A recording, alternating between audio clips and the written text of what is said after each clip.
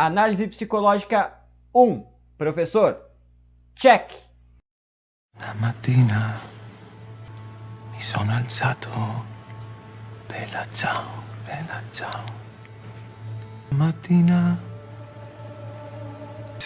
E aí pessoal, tudo bom com vocês? Sejam bem-vindos a esse vídeo, ao nosso primeiro análise psicológica, onde a gente vai analisar psicologicamente os personagens de séries, filmes que vocês pediram através do Instagram. Eu sou Vinícius Lobato, sou psicólogo e coach e trabalho sempre ajudando as pessoas a se desenvolverem. Essas análises, elas têm um intuito de trazer uma informação sobre psicologia. Então serve para estudantes, professores de psicologia e pessoas que querem aprender mais sobre a mente humana. Eu estou dando o meu máximo aqui para vocês para poder entregar uma análise mais fiel aos personagens. Óbvio que quando a gente fala em pessoas, quando a gente está falando sobre subjetividade humana, várias interpretações podem ocorrer. Então, algumas análises que eu posso fazer, outro profissional da área pode fazer algumas análises diferentes. Então, a gente sempre tem que olhar o ponto de vista e a formação de cada profissional. Vamos lá, então. Vamos para o professor. Vamos falar dele, do cara, daquele que é o grande articulador da série La Casa de Papel. E como eu já falei, cara, ele é o meu personagem favorito e da minha família também, né? Quando eu olho a série e o professor sempre faz alguma coisa assim, tipo, que tu não esperava, eu vou e digo assim, cara, vamos dar-lhe professor, porque o cara é foda mesmo. Ele é o grande articulador, tá, do assalto do La Casa de Papel. Um aviso bem importante é que se não assistiu a série, vai assistir, tá? Porque provavelmente pode conter algum spoiler aqui nesse vídeo sobre as 4 temporadas. Então é interessante tu assistir primeiro a série e depois vir assistir esse vídeo. O professor, como eu estava falando, ele é o cara, né, do assalto. Então quando tu olha para ele, no primeiro capítulo lá, que ele vai explicar mais ou menos como é que é o assalto, que ele se encontra lá com a Tóquio, tu olha para ele e tu diz assim, nossa, esse cara é muito nerd, esse cara ele não deve pegar ninguém, ele deve ser tipo aquele cara do American Pie que é o virgão, né? Daí tu vê que a Tóquio faz umas investidas, a Nairobi também faz em algum momento da série, e tu vê que ele tá bem tipo, buscando não ter contato físico. Tanto é que uma das regras do assalto e dos assaltantes é não tenha sem relações próximas, sem relações íntimas. Que depois ela acaba sendo, na primeira, segunda semana, quebrada aí pela Tóquio e pelo Rio, né? Então eles acabam se dando uns pega aí. Bota eles se dando uns pega aí.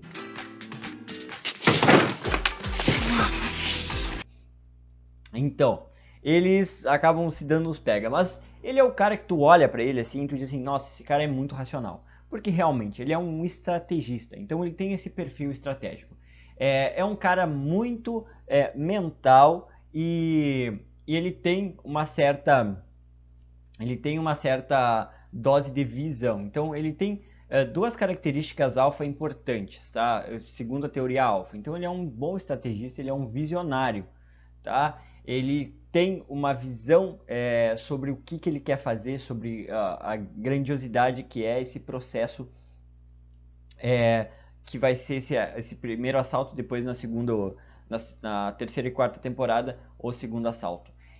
Então, quando tu olha pra ele, né, tu diz assim, cara, ele é um cara 100% racional. E o que acontece com essas pessoas 100% racionais, 100% muito regradas, tá? Elas têm uma tendência a ter personalidades muito perfeccionistas. E essas personalidades, elas têm um grande problema, um grande buraco, tá? Então, o cara que é muito matemático, muito dos números, muito racional, ele tem uma dificuldade com relações humanas, certo? Daí tu vai dizer, nossa, como assim? O professor, ele tinha problemas de relações humanas? Sim, ele não conseguia fazer contato mais íntimo nos primeiros momentos com os assaltantes. Então, ele era um cara muito racional, ele era muito o cara que os caras perguntavam assim, tá, e a gente pode quebrar as regras? Ele disse, não dá para quebrar as regras. Né? Então, quando a Tóquio faz as investidas, ele sai, ele diz, não é assim que funciona. Então ele tem uma dificuldade com as relações humanas. Depois na terceira, quarta temporada, quando vocês vão ver, até no casamento do Berlim, tu vê que a galera tava lá curtindo, se divertindo e cantando e coisas muito lindas, e ele lá quieto no canto dele, pensativo, reflexivo. Então essas pessoas elas têm muita dificuldade em se relacionar com as pessoas. Por quê? Porque as pessoas muito racionais, elas têm uma dificuldade enorme com empatia. Empatia é tu te colocar no lugar do outro.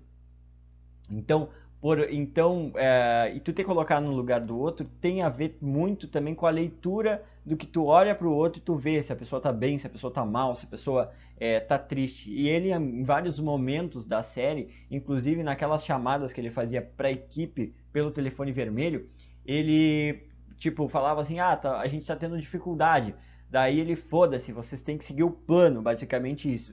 Então, esse cara ele tem uma tendência a ter dificuldades com relações humanas.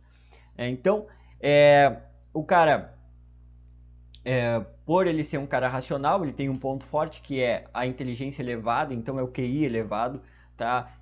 Eu acredito que o QI dele seja muito elevado perante os níveis normais, então seria um nível muito alto de QI que ele tem. Os aprendizados dele provavelmente são aprendizados muito autodidatas, então ele deve ter frequentado a escola, talvez a universidade, mas é um cara muito ele, né? É um cara que não tem uma parte de estudos sociais, assim, de tu estudar com outras pessoas. É ele por ele mesmo, então é uma característica de pessoas autodidatas. E aí a gente vai, quando a gente vai analisar uma pessoa, tá? Entender os comportamentos dela, entender como ela age, a gente tem que entender uma coisa bem legal, que são os sentimentos dela. Então, sempre nós psicólogos, quando a gente vai checar alguma coisa, quando a gente vai trabalhar em cima de uma pessoa e tal, a gente precisa checar os sentimentos predominantes para ajudar ela a fazer uma mudança. E aqui tem algumas coisas importantes, tá? Que muitas pessoas vão reconhecer. A primeira é que o professor, né, provavelmente sofre de algum tipo de ansiedade generalizada, tá? Isso a gente vê em vários momentos do assalto. Então, ele tem o plano todo perfeito, né? E aí, o que acontece? Às vezes dá uma treta lá. Brigaram com Berlim, né? Que estavam tretando com Berlim. Ou no Cavalo de Troia, que deram um tiro lá no Arthurito. Então, às vezes a coisa... ou agora no último, coisa que o Gandia estava enlouquecendo lá dentro da casa. Então, ele, por vários momentos, tu nota que ele sofre de ansiedade generalizada, até uma síndrome do pânico. Os momentos que ele estava muito perto de ser preso na primeira temporada, se não me engano, também demonstra isso, que ele passa mal, ele sua, ele fica tenso e ele consegue lidar com isso porque ele tem esse recurso racional, mas ele entra em estágios de máximo de pico de ansiedade, tá? Outra coisa, outro sentimento predominante dele ali, eu vi a raiva em vários momentos, tá? Então, acredito que um dos impulsos que levam ele muito a tomar algumas atitudes fortes na série, tipo aquela hora que ele pega o esposo da Raquel e dá uma coça no cara, ele arrebenta o cara, tu vê ali os traços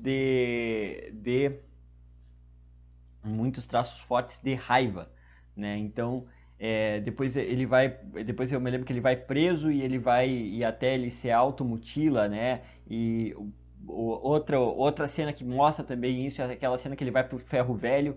Então ele é um cara muito movido à raiva, ele entra na raiva muito fácil, né? É uma das coisas que motiva ele. Nas personalidades perfeccionistas, tá? Que eu tava falando para vocês, racional, tudo certinho, tudo perfeitinho, tudo estudadinho. Um dos sentimentos predominantes, segundo o Enneagrama, que é uma das teorias da personalidade, é a raiva. Então a gente consegue fechar esse pequeno diagnóstico. E outra coisa que vocês vão me perguntar é, bom, Vinícius, e o medo? Ele sente medo? Daí eu digo assim, não necessariamente medo, ele sente vergonha, tá? Então, porque aí tu confunde uma outra parte da personalidade dele, é que tu olha assim pra ele e diz assim, não, ele é um cara medroso, ele tem medo, né, por ele ser meio fechado, assim. Não, na realidade o sentimento não é medo que ele tem, é vergonha. Ele sofre de algum tipo de vergonha. Então toda situação inusitada para ele, ao invés de gerar um medo ou uma desestabilização, gera vergonha. Por isso que ele se fecha em alguns momentos. Tá? E aí ele tem um grande ponto de virada no final da primeira temporada, que é a questão de quando ele se apaixona pela Raquel Murillo, né? A a nossa grande inspetora lá, que ela vai negociar com ele. É interessante, pessoal, falar que desde o primeiro momento, né, ele é um cara muito sedutor com ela e ele consegue manipular ela. Daí vocês vão me perguntar, porra, tu não falou no início lá que ele era um virgão? Ele parecia um virgão? Sim. E aí eu tava analisando mais profundamente, até olhei algumas cenas e eu dei uma olhada em alguns melhores momentos dele. Por que que ele conseguiu seduzir a Raquel, sendo que ele era um cara que deveria, em partes, ter problemas com relacionamentos? Porque essa parte dele seduzir, tá? Ele usou a maior força que ele tinha, que é a inteligência, certo?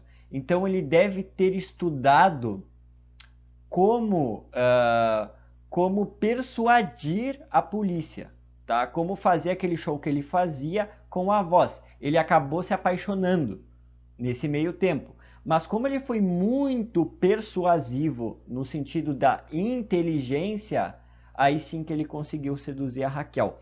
Mas, por exemplo, assim, se não fosse pela inteligência, se ele tivesse, por exemplo, assim, encontrado a Raquel na rua e tivesse interessado e quisesse seduzir ela, ele não ia conseguir.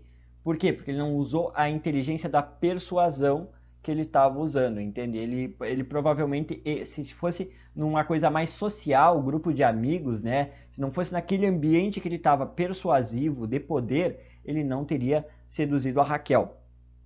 E aí ele começa a dar esses sinais que ele não consegue lidar com as emoções e com as pessoas, tá?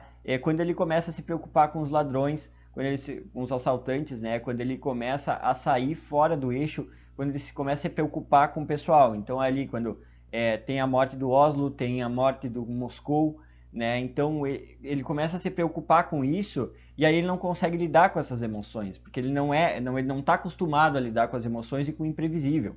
Então ele começa a passar mal e ele começa a desenvolver. Até tem uma cena lá que ele senta a paulada, que dá tudo errado, que ele senta a paulada num saco de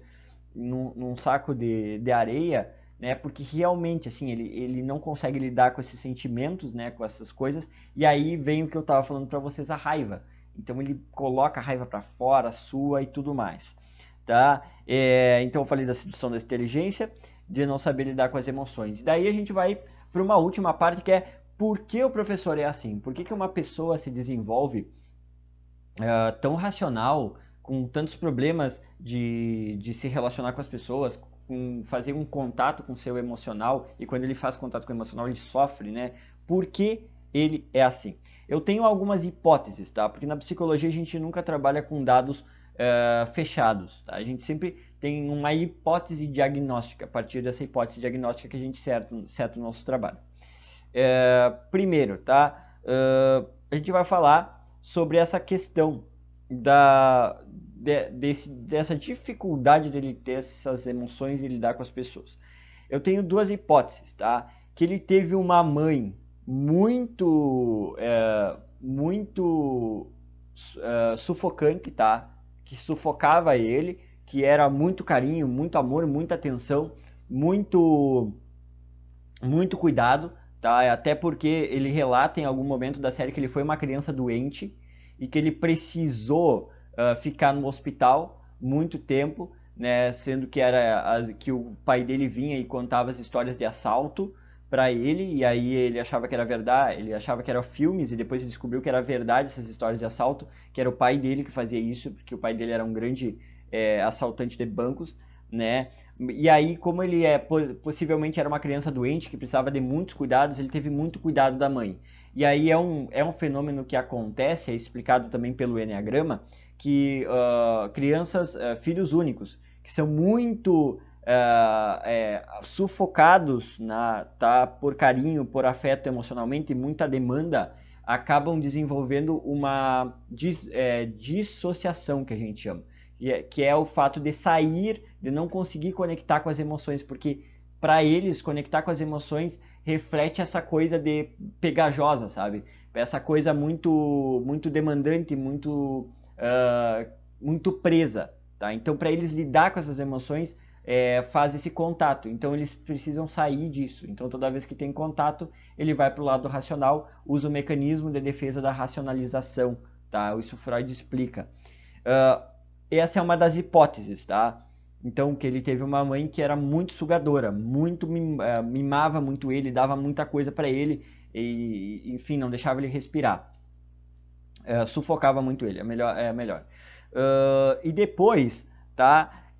Uma outra hipótese também pode ser que ele teve uma mãe abandônica. O que é uma mãe abandônica? Isso é explicado pela psicologia sistêmica. É uma mãe que que deixou ele. Então, que provavelmente ele tenha sido criado apenas com o pai, né? Então, sempre, independente da relação, tá, da pessoa, por exemplo, se ela vai ter dois pais homens ou duas mães mulheres ou um pai e uma mãe, sempre as pessoas, tá, elas vão ter uma pessoa que vai ser a referência de autoridade e a referência afetiva.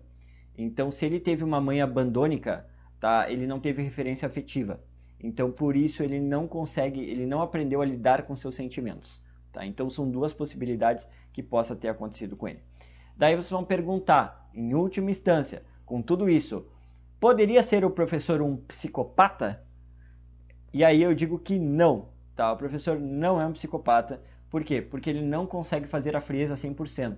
Tá? Em vários momentos ali na morte da Raquel, na possível morte da Raquel no final da terceira temporada, quando começa a dar os problemas dentro da casa, a relação depois que ele começa a desenvolver com os assaltantes, né? Tu vê que ele se importa com os caras, ele se importa com as pessoas, mesmo ele tendo o plano como primeiro lugar, né? Ele tem umas atitudes muito bonitas, assim, com a Nairobi, que ele disse que poderia, né, doar ali para ser para que a Nairobi tivesse um filho.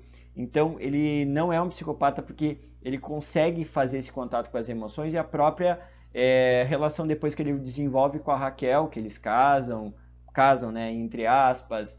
Então, ele vai lá cuidar da mãe e da filha da Raquel, eles estão juntos. Então, isso demonstra muito que ele não é um psicopata, tá? Daí vocês vão perguntar, tá, mas todo esse... outra coisa também que serve como parâmetro é que ele fala para o pessoal não matar ninguém, né? Então, sem mortes, né? Ele é uma das regras dele. E outra coisa... E daí vocês vão perguntar, pô, mas ele negocia lá com os policiais, né? Ele faz todo um escarcéu com o governo, ele gera todo um caos, né? Ele poderia ser um psicopata?